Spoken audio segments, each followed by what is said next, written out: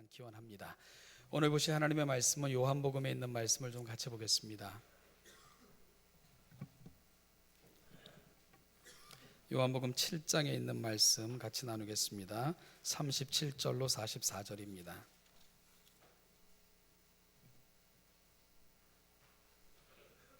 교독합니다. 명절 끝날 곧 큰 날에 예수께서 서서 외쳐 이르시되 누구든지 목마르거든 내게로 와서 마시라.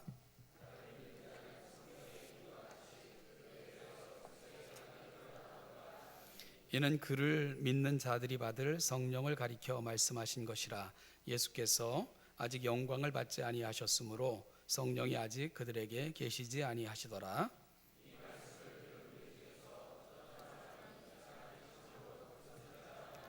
어떤 사람은 그리스도라 하며 어떤 이들은 그리스도가 어찌 갈릴리에서 나오겠느냐.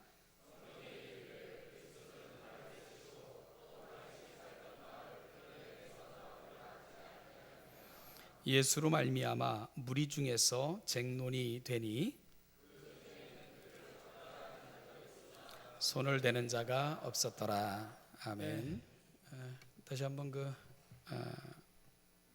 우리 가운데 또 이렇게 큰 명절 허락하신 하나님께 감사하고요. 다시 한번 새해에 복된 일들 많으시기를 주님의 이름으로 축복합니다. 설 명절 잘 보내고 계신가요? 어떻게 이미 시작이 되셨나요? 아니면 앞으로 시작이 되실 건가요? 모든 시간 속에 하나님의 은혜가 함께 하시길 바라고요. 오늘은 특별히 명절 얘기를 좀 해보려고 해요. 그 위키피디아라는 그 백과사전에 보면 명절을 이렇게 정의를 했습니다.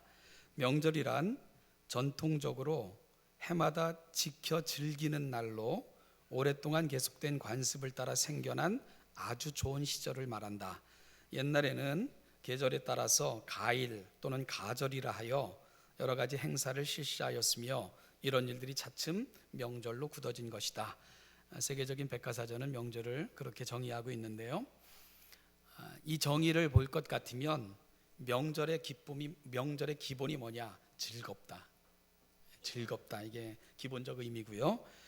그래서 그날을 특별히 가일, 가절, 가라는 게 아름다울 가자 아닙니까? 아름다운 날, 아름다운 계절이라 이렇게 일컫고 있는 것을 우리가 보게 됩니다. 우리 2016년 설 명절 정말 즐거운 날들 되시길 바라고요. 아름다운 날, 아름다운 시절, 아름다운 계절이 되시기를 소망합니다. 자, 여러분, 그러면 우리가 특히 그리스도인들은 그런 이 명절을 어떤 마음으로 또 어떻게 보내는 것이 좋을까? 오늘 하나님의 말씀을 좀 이 부분에다 초점을 맞춰서 여러분들과 좀 함께 나누고 싶습니다. 특별히 요한복음을 통해서 이 부분을 좀 점검하길 원하는데요. 요한복음은 명절의 책이다. 이렇게 일컬어도 될 정도로 명절이라는 말이 참 많이 등장하는 그런 성경입니다.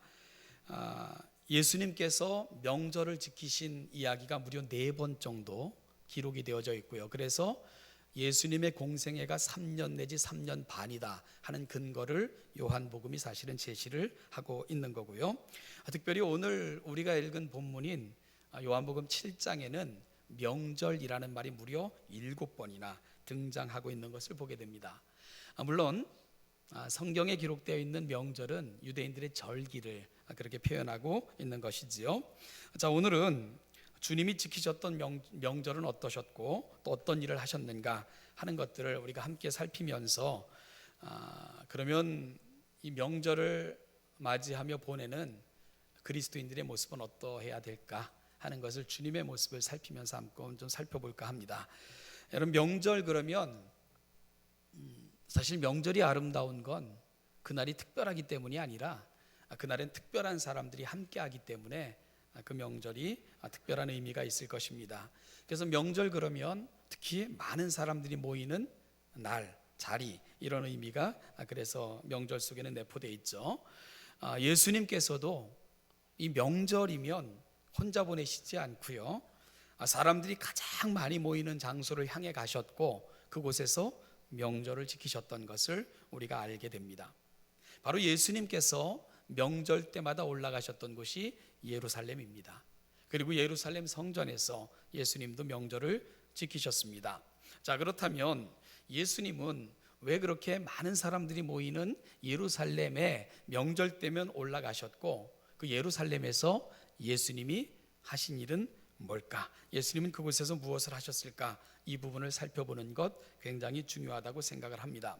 먼저요, 요한복음에 주님이 지키신 명절이 가장 먼저 소개되고 있는 장은 요한복음 2장입니다. 배경은 유대인의 유월절입니다. 여러분, 유월절의 연유와 배경은 잘 아시겠지요? 설명하지 않겠고요. 유월절에 주님께서 예루살렘 성전에 올라가셨는데, 거기서 주님은 아주 가슴 아픈 장면을 발견하실 수밖에 없었죠. 뭐였습니까?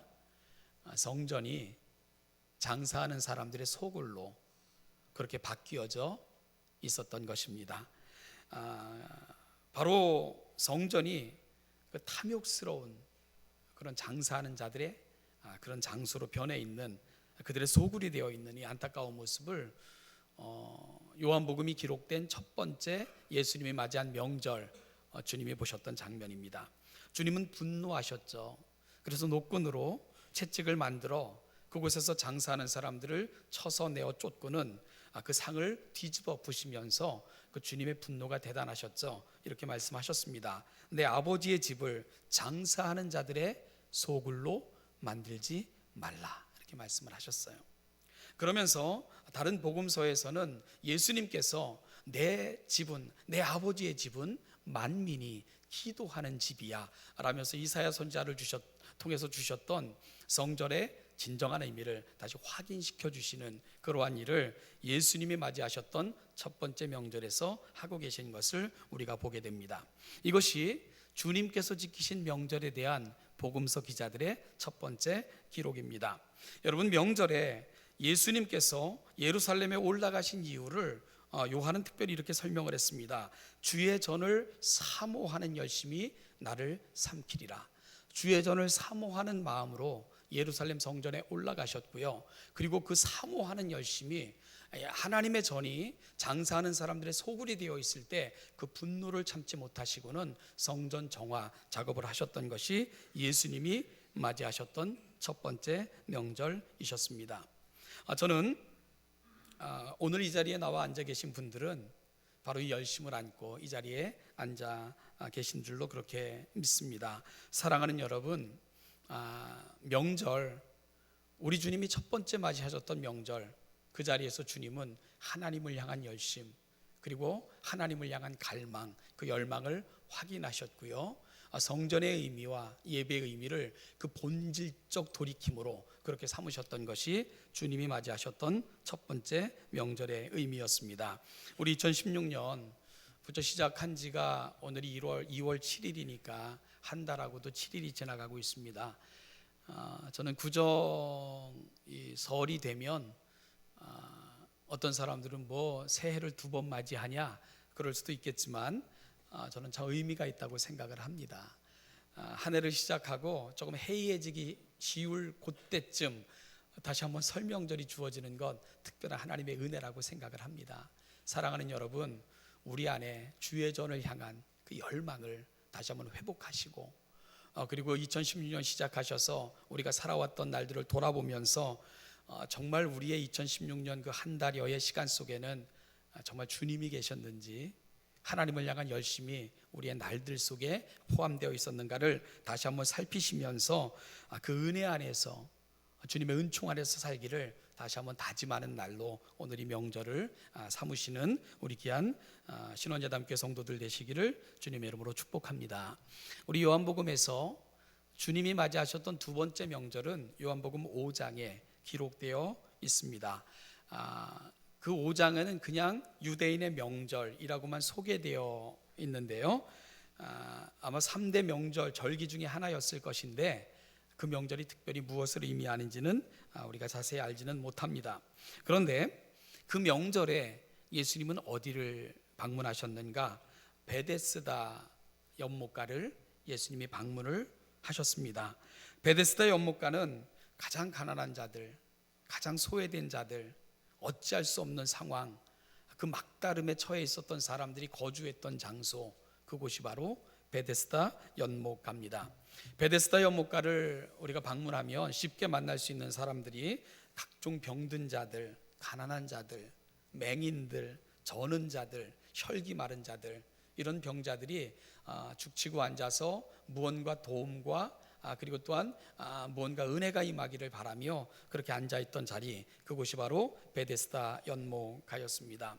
여러분, 예수님께서는 바로 명절에 그곳을 방문하셨다고 요한은 소개하고 있습니다. 그리고 그곳에서 예수님은 많은 병자들 중에 38년 된 병자를 특별히 고치셨던 그 사건을 요한은 기록하고 있죠. 그 명절에 예수님께서 38년 된 병자만 고친 것이 아닐 것입니다. 예수님의 마음 발걸음이 베데스다 연못가로 그렇게 향하셨던 것, 그 명절에 그 절기, 기쁨, 감사에 참여하지 못하는 그 많은 사람들 쪽으로 우리 주님의 마음이 가 있었고 그들을 방문하셨던 것이 아닌가. 그리고 그들 속에 많은 일을 행하셨을 것으로 우리는 뒤에 이야기들을 상상할 수 있게 되는 겁니다. 특별히 이 38년 된 병자를 고치셨던 날을 요한은 안식일이었다, 이렇게 소개를 하고 있습니다. 이것이 예수님이 신란 받으시는 그런 또 원인도 되기도 했지만, 신란하는 사람들을 향해 예수님은 아주 유명한 그리고 중요한 선언을 바로 베데스다 연못가 안식일에 하게 되는데요. 그 선언이 뭐냐? 아버지께서 일하시니 나도 일한다, 이런 말씀을 하셨던 것입니다. 여러분, 이것이 사실은 가장 아름다운 안식일을 지키는 그런 모습이기도 합니다.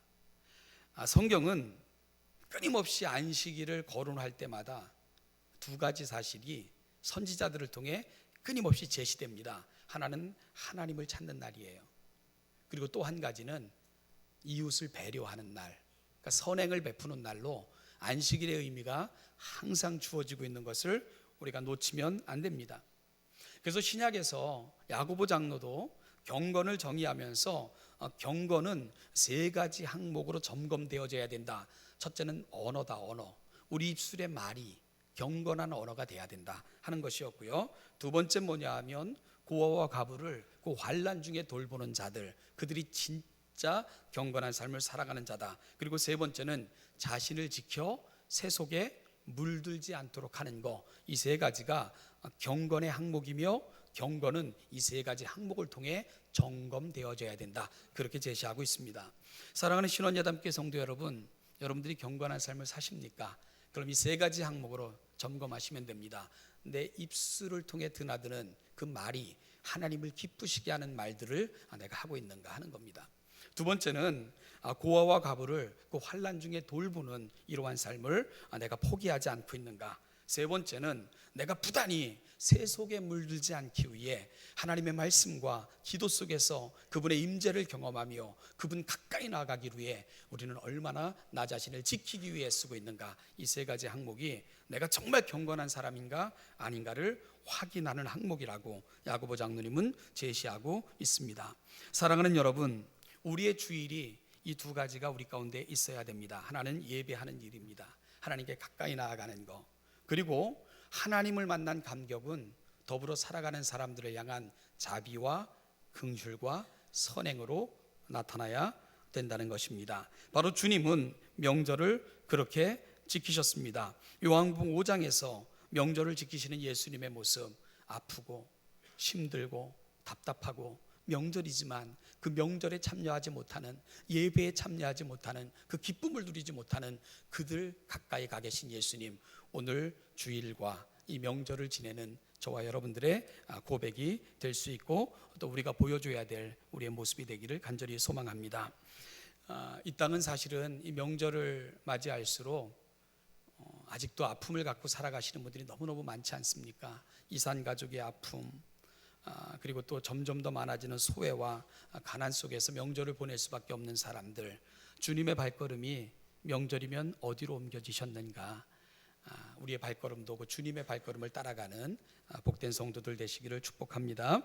세 번째로 요한복음에 기록되어져 있던 명절은 오늘 우리가 본문으로 삼은 요한복음 7장입니다. 이스라엘 3대 절기 중 하나인 초막절이 그 배경이 됩니다. 초막절은 유월절 무교절과 함께 칠칠절과 함께 칠칠절 오순절이라고도 하죠. 구약 성경에 나오는 3대 절기 중에 하나입니다.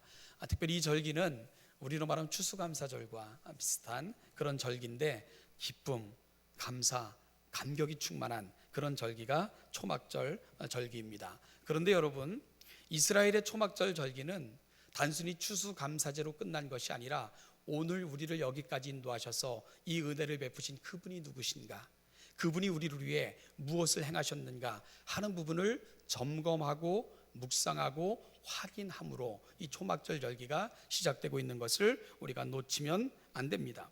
그런데 오늘 요한복음 7장 앞부분을 살펴보면 이 초막절 절기에 예수님이 하신 일은 뭔가, 14절 말씀 보면 요한복음 7장 14절에서 이미 명절의 중간이 되어 예수께서 성전에 올라가사 가르치시니, 이렇게 설명을 하고 있는데요. 예수님의 형제들의 얘기가 요한복음 7장 앞부분에 나와요. 예수님의 형제들이, 그 형제라고 하면 육신의 형제들을 말하는 거예요. 아마 제가 앞에서 말씀드렸던 야고보도 이 형제들 속에 포함되어 있었겠죠. 그들이 예수님에 대해서 뭐라고 요청했냐 하면 이 촌구석에만 머물지 말고 당신이 이렇게 잘났으면 도시로 가서 잘남을 한번 뽐내봐, 이렇게 얘기를 해요. 그러니까 비아냥거리고 있는 겁니다. 그러면서 우리가 명절을 지내러 예루살렘으로 올라가는데 같이 올라가서 한번 당신을 드러내봐라, 이렇게 형제들이 예수님에게 말씀하고 있는 것을 우리가 보게 됩니다. 그럴 때 예수님께서는 형제들과 함께 예루살렘 성전을 방문하지 않았고요. 형제들이 먼저 간 후에 더 갈릴리 지역에 머물다가 명절 중간쯤 되어 예수님은 예루살렘에 올라가신 것으로 그렇게 되어 있습니다.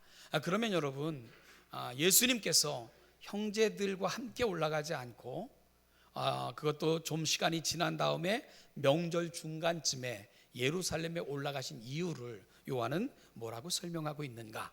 아마 형제들과 함께 올라가서 가족들과 명절을 함께 보내고 내려오셨다면 그것도 의미가 있는 거겠지만 예수님에게는 더 큰 사명이 있었던 것을 요한은 설명하고 있습니다. 그것이 14절입니다. 예수께서 성전에 올라가서 뭘 하셨습니까? 가르치시니. 예수님께서는 많은 사람들이 모이는 시간, 많은 사람들이 모이는 장소, 하나님의 말씀을 가르치고 그 나라를 선포하며 하나님의 은혜의 해를 선포하고 그 은혜 가운데 더 많은 사람들을 이끌기를 소망하시는 마음, 그것이 바로 명절을 지키셨던 예수님의 모습이었던 것을 요한은 소개하고 있는 겁니다. 여러분, 이것이 예수님이 명절을 귀히 여기셨던 이유예요. 흥청거림과 그리고 또한 그 풍요로움, 그것보다도 예수님이 명절 때 예루살렘 성전을 빠짐없이 올라가셨던 이유는 많은 사람들을 만날 수 있었기 때문입니다. 그런데 그 많은 사람들은 하나님의 은혜가 필요한 사람들, 복음을 드려야 될 사람들, 그리고 하나님의 나라에 참여해야 될 사람들, 그들을 가장 많이 만날 수 있는 날, 그날이 바로 명절이었기 때문에 예수님은 그렇게 하신 것입니다. 그래서 오늘 초막절을 지키러 성전에 올라가셨던 예수님의 모습을 통해서 우리는 이 부분을 분명히 확인할 수 있게 됩니다. 여러분, 명절 모여있는 수많은 사람들에게 예수님은 가르치고 계신 거예요. 자신이 이 땅에 오신 이유, 하나님이 펼치실 위대한 미래, 그 위대한 구원을 예수님은 가르칠 수 있는 그런 기회로 명절을 사용하신 겁니다. 예수님은 언제 어디서나 당신이 이 땅에 오신 이유, 바로 그 이유가 하나님을 영화롭게 하며 그 나라를 보여주는 그 사명을 위해 이 땅에 오셨다는 것을 한순간도 놓치지 않고 사셨던 분, 바로 우리 주님이 되시는 거죠. 사도 바울은 후에 이러한 예수님의 삶을 본받아 이런 고백을 했죠. 내게 있어 사나 죽으나 오직 한 가지 소망, 유일한 목적이 있다면 그것은 나를 영화롭게 하신 그 예수님을 영화롭게 하는 거, 그게 사나 죽으나 내 안에서 가장 중요한 가치다. 바로 예수님을 닮아 있는 사도 바울도 그래서 그런 고백을 할 수 있었던 것입니다. 정말 예수님을 많이 닮아 있는 거죠. 사랑하는 여러분, 오늘 본문에서 우리는 많은 사람들을 만나게 돼요. 그들은 전부 명절을 지키기 위해 예루살렘을 찾은 사람들입니다. 예루살렘 성전을 찾은 사람들입니다. 그리고 오늘 요한복음 7장을 쭉 읽어보면 어느덧 37절에서 명절 끝날이 다가오고 있어요. 명절 끝날, 곧 큰 날 이렇게 소개되며 그날에 되어졌던 한 가지 사건을 소개하고 있는데요. 명절 끝날이라 하면 이제 8일을 말합니다. 그러니까 이 8일에는 성전의 절기를 지키러 왔던 사람들을 위한 큰 잔치가 베풀어지기도 하는 날로 그날은 삼았던 그런 역사적 기록이 있습니다. 이제 또다시 자신의 삶의 자리로 돌아가야 되는 사람들을 위해 큰 잔치를 베풀고 위로하고 격려하는 그러한 시간을 가졌던 것이 명절 끝날에 늘 있었던 풍습이었습니다. 여러분, 이제 많은 사람들은 그 큰 소망을 안고 이 초막절 절기를 지키기 위해 예루살렘을 찾았는데 올해도 그들이 초막절 그러면 예수님 당시에 초막절의 가장 큰 기대는 메시아의 도래입니다. 그 메시아가 이 땅에 오셔서 자신들의 모든 삶을 신원하여 주시고 은혜를 베푸실 그날을 사모하며 그들은 초막절을 지켰던 거예요. 그런데 이 해의 초막절도 그런 기대와는 전혀 상관없이 속절없이 그렇게 끝나버리고 그들은 이제 내일이면 고향으로 돌아가야 될 그런 시간을 앞에 두고 있는 겁니다. 여러분, 그들의 마음이 어땠을까요? 허전하고 그리고 또 쓸쓸하고 그리고 또다시 돌아가야 될 그 삶의 자리, 그들을 기다리고 있을 그 많은 애환들, 이런 것들을 인하여 답답한 축제를 벌이고 있지만 마음 한켠 그 허전함은 감출 수 없는 그런 날들을 오늘 그들이 보내고 있는 겁니다. 그럴 때 오늘 예수님께서 그들의 모습을 아셨죠. 그래서 37절에서 뭐라고 말씀하십니까? 누구든지 목마르거든, 그 안에 있는 사람들은 다 목마른 자들이라는 것을 예수님이 아셨던 거예요. 그래서 그들을 향해 예수님이 어떻게 초청합니까? 내게로 와라, 내게로 와라. 그리고 내게로 와서 마시라. 나를 믿는 자는 성경의 이름과 같이 그 배에서 생수의 강이 흘러나리라. 이런 놀라운 축복으로 이제 떠날 채비를 하고 있는 사람들을 초대하고 있는 예수님의 모습을 오늘 본문을 통해서 확인할 수 있게 됩니다. 사랑하는 여러분, 명절을 지켰지만 기쁨이 없는 사람들, 의미를 찾아왔지만 의미를 찾지 못하고 떠나는 사람들, 또다시 애환이 있는 삶의 자리로 떠나야 되는 그 답답함을 안고 오늘 그 자리에 서 있는 사람들, 예수님은 그들을 그 은혜의 자리로 초청하고 계신 것입니다. 그런데 예수님께서는 그들에게 어떤 축복을 주십니까? 나를 믿는 자는 성경의 이름과 같이 그 배에서 생수의 강이 흘러나오리라. 이런 축복으로 그들을 초대하고 있는 거죠. 제가 안식일에 대해서 한 2주에 걸쳐서 이렇게 설교를 했습니다. 여러분, 안식일에 있어서 가장 중요한 것, 오늘 우리는 제8일 안식일인 주일을 지키고 있다 말씀을 드리며, 주일에 있어서 가장 중요한 건 뭐냐? 장소의 이동으로 끝나면 안 된다, 이 말씀을 계속 드렸습니다. 장소의 이동으로 끝나면 피곤한 겁니다. 그리고 쓸쓸한 거예요. 장소의 이동이 아니라 주님의 시간 속으로 이동을 해야 된다. 주님의 초청, 주님의 임재, 주님의 은혜 속으로 우리가 주일마다 그 영적인 여행을 할 때 우리는 새로운 기쁨과 감사로 충만하여 우리가 떠나는 삶의 자리를 기쁨으로 나아가 승리하며 살아갈 수 있다. 바로 주일은 그런 날이어야 된다 하고 끊임없이 말씀을 드렸습니다. 여러분, 오늘 초막절을 지킨 사람들, 그들은 장소 이동만 한 거예요. 열례를 조차 그들은 끊임없이 절기를 지켰지만 돌아가는 그들의 마음은 기쁘지 않아요. 여러분, 왜 그렇습니까? 주님의, 하나님의 거룩한 시간의 임재를 경험한 것이 아니라 그들은 공간과 장소의 이동으로 그친 그런 절기를 지키고 있었기 때문에 그런 것입니다. 그들은 초막절을 지키면서 그 초막절이 지향하는 목표 지점이 어디라는 걸 그들은 이해하지 못했어요.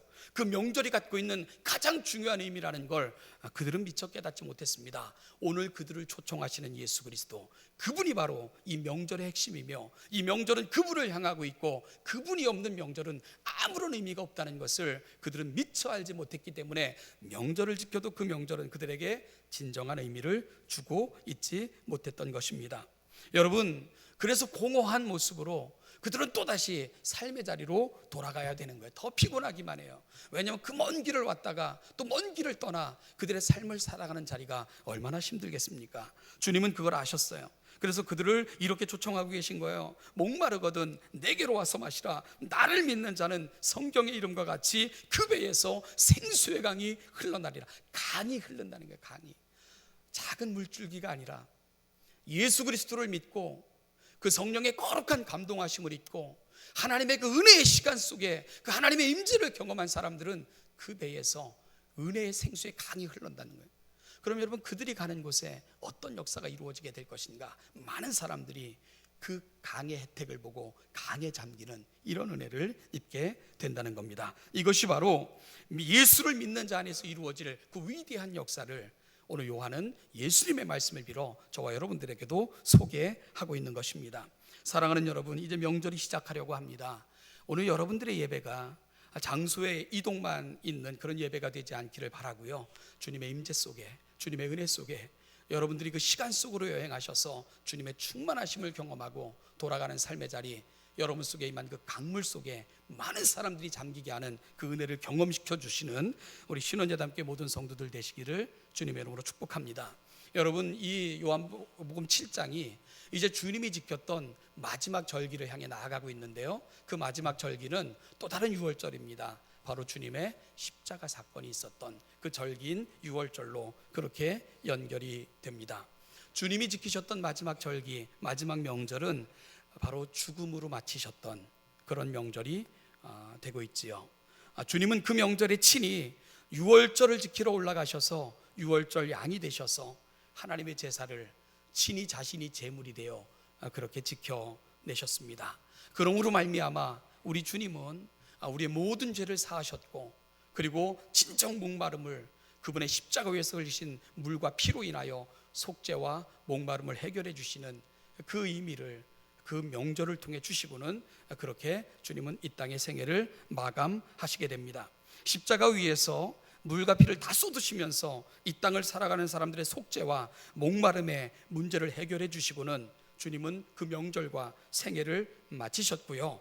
그리고 우리에게 진정한 명절, 새로운 날, 새로운 명절을 그렇게 보여주시고는 주님은 공생애를 마치셨던 것입니다. 여러분, 우리 주님이 보내셨던 마지막 명절, 그날은 사람을 살리는 날이었고요, 우리에게 영원한 생명을 주셨던 바로 십자가로 마감했던 그런 명절이었습니다. 제가 누가복음을 이렇게 설교하면서 강의하면서 누가복음에는 유난히 집으로 돌아가니라 하는 표현이 많다는 것을 여러분에게 말씀드렸던 적이 있습니다. 여러분, 집으로 돌아가는 사람들, 그런데 이 집으로 돌아가는 사람들이 예수 만나고 가면 그 예수를 만나고 돌아가는 사람들의 가슴에 담겨져 있는 것이 뭔가, 누가는 이걸 주목합니다. 그게 뭐냐? 기쁨이라는 게, 기쁨. 기쁨이 충만하여 그들이 집으로 돌아가니라. 그게 바로 강물이에요, 강물. 그러면 예수 만난 사람들이 집으로 돌아갔을 때 그 하나님의 임재와 은혜의 충만함을 경험하고 돌아간 사람들이 살아가는 삶의 자리에는 어떤 역사가 일어날까? 누가는 변화를 예감하는 거예요. 그들이 돌아간 삶의 자리에서 보여줬던 그 위대한 역사, 바로 많은 사람들이 그 은혜의 강물에 잠겨 그 변화를 동일하게 경험하게 됐을 것을 누가는 예상하면서, 예견하면서 집으로 돌아가니라, 집으로 돌아가니라, 이 표현을 강조해서 사용하고 있었던 것입니다. 사랑하는 여러분, 여러분들이 예수 잘 믿으면 그건 단순히 내가 은혜 받고 복 받아 천국 가는 것으로 끝나는 게 아니라는 사실입니다. 그건 하나님께서 당연히 주시는 거예요. 그러면 예수 잘 믿는 사람들, 하나님의 임재의 시간 속에서 주님의 속죄와 목마름을 해결받은 사람들이 가는 곳에 어떤 역사가 일어나는가?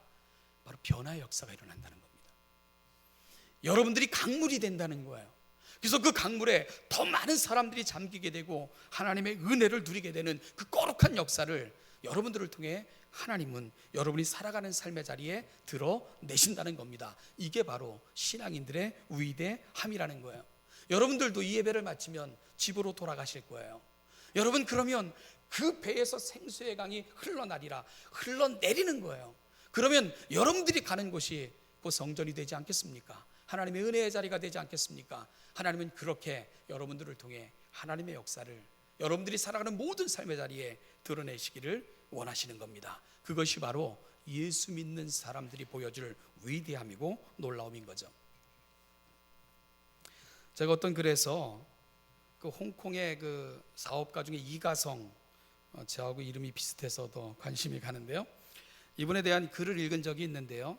사실 제가 잘 모르는 사람 얘기를 한다는 건 부담이 있습니다. 혹시 이분에 대해서 뭐 부정적인 것을 알고 계시면 오해 없으시고 그냥 들으시기 바랍니다. 이분은 세탁소 점원으로 시작해서 뭐 30조 대, 이게 오래전 얘기인데도요, 재벌이 된 그 세계 10위 안에 드는 그 갑부로 이렇게 알려진 사람인데, 아시아를 대표하는 기업인 이렇게 평가하고 있더라고요. 그러면서도 또 검소하고, 그 검소함이, 여러분, 검소함이 나를 위해 쓰여지면 검소한 게 아니고 그건 구두쇠입니다. 나의 검소함이 다른 사람의 유익을 위해 나타날 때 검소하다 이렇게 인정을 받게 되는 거예요. 그래서 이분은 자신에겐 검소하면서 매년 약 3천억 정도를 그 장학금으로 기부하는 이런 사람으로도 또 유명한 사업가입니다. 그에게 이런 일화가 있어요. 하루는 30여 년 동안 자신의 차를 운전해준 운전기사가 퇴임을 하게 돼요. 그러자 이가성 씨가 그 운전사에게 고마움을 전하면서 노후를 편하게 보내라고 약 200만 위안, 약 3억 원 정도를 특별 선물로 이렇게 운전사에게 건넨 거예요. 그러자 운전사가 정중하게 거절을 합니다. 그러면서 웃으면서 저도 노후를 위해서는 충분한 돈을 저축을 해놨습니다. 그래서 이 돈이 필요 없어요. 또 거절을 하는 거예요. 얼마가 있는데 제가 한 36억 정도를 저축을 해놨습니다. 깜짝 놀라서 내가 준 월급을 다 모아도 그 정도가 안 되는데 어떻게 그런 돈을 모을 수 있었냐? 그랬더니 그 운전수가 그런 얘기를 하더래요. 제가 회장님 차를 운전하면서 회장님의 전화 내용을 듣게 되었고, 회장님이 투자하시는 것에 저도 투자했더니 이런 결과를 제가 얻게 되었답니다. 그러면서 웃으면서 얘기를 했다는 그런 일화가 전해지고 있습니다. 사랑하는 여러분, 내가 어떤 사람을 가까이 하느냐, 그것도 굉장히 중요할 것입니다. 그런데 다른 사람이 나를 가까이 할 때 그에게 나는 어떤 영향을 미치는 사람인가 하는 것도 굉장히 중요한, 오늘 이 시대를 살아가는 우리의 과제이어야 될 것입니다. 예수 믿는 사람들, 단순히 장소의 이동이 아니라 하나님의 임재 속으로 들어가시면 생수의 강이 그 배에서 넘쳐나게 됩니다. 그럼 그들이 돌아간 자리는 바로 그 은혜의 자리가 되는 거예요. 많은 사람들이 하나님의 은혜를 동시에 경험하게 되고 하나님의 역사를 경험하게 되고, 그렇게 함께 하나님의 나라가 되는 것입니다.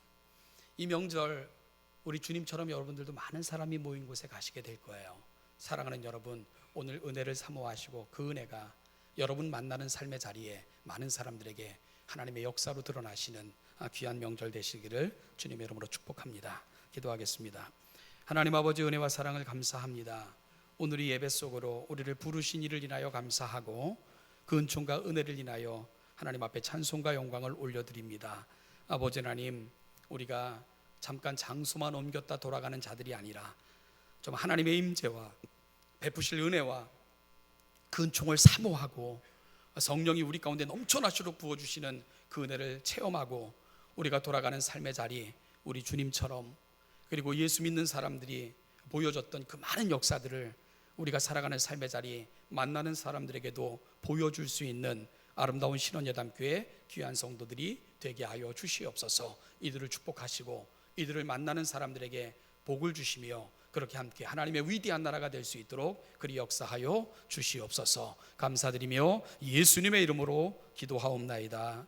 지금은 우리 주 예수 그리스도의 은혜와 아버지 하나님의 거룩하신 은총과 성령의 감화하심과 교통 충만케 하심이 우리에게 주신 명절, 우리 주님께서 십자가에 못 박혀 우리에게 새로운 생명을 주셨기에 새로운 명절을 우리 가운데 허락하셨고, 새로운 명절은 새로운 의미를 우리 가운데 주매 그 의미를 붙들고 살아가는 모든 삶의 자리에서 새로운 의미가 되고 하나님의 나라가 되고 역사가 되고 은혜가 되기를 소망하며 이 자리에 있는 우리 사랑하는 신원예담교회 모든 성도들과 그들이 머무는 곳, 머무는 장소, 만나는 모든 사람들에게 아름다운 은혜의 통로가 되기를 소망하며 간절히 열망하는 그 마음들과 또한 그들이 만나는 많은 사람들, 그들의 가정, 일가, 친척, 오고 가는 모든 일, 모든 길, 그리고 앞으로 살아가는 모든 삶의 자리마다 이 은총과 은혜가 지금부터 영원까지, 그 영원까지 함께 하시기를 축원하옵나이다. 아멘.